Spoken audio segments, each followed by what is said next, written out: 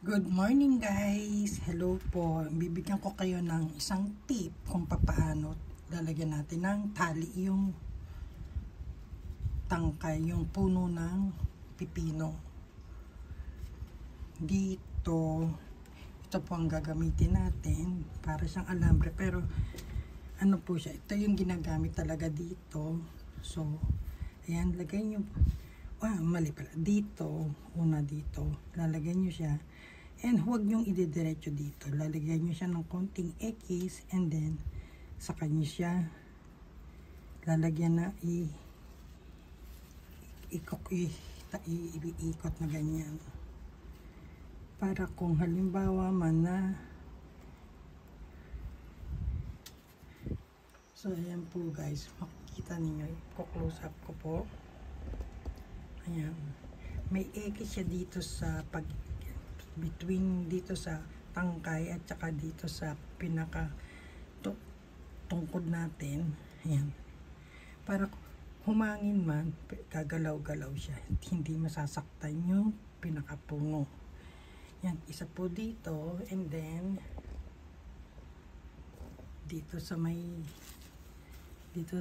ganito, sa may taas, hindi pala kita sa camera. Ayan po ang dito natin nilagyan. So pag tumaba yung puno niya, ang tendency po niyan, ang gagawin dito kayo mag-a-adjust. Lalagyan lang, i-open nyo lang po ng isa para lumuwag siya. So dyan po luluwag po yan.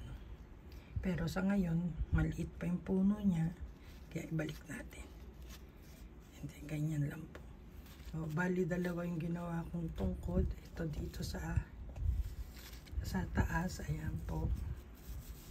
May gumagalaw din po siya para hindi mabubugbog yung ating puno pag malakas ang hangin. So, ayan lang po ang maibibigay kong tip sa ngayon. I-update ko na lang po kayo dito sa aking pipino. Ayan. Then, ente po yung ginawa kong tali na aakyatan niya. So, ayan po guys. And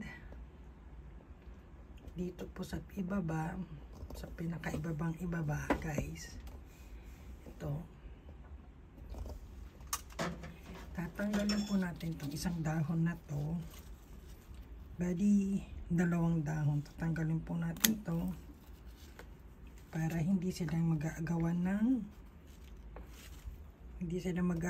ng sustansya.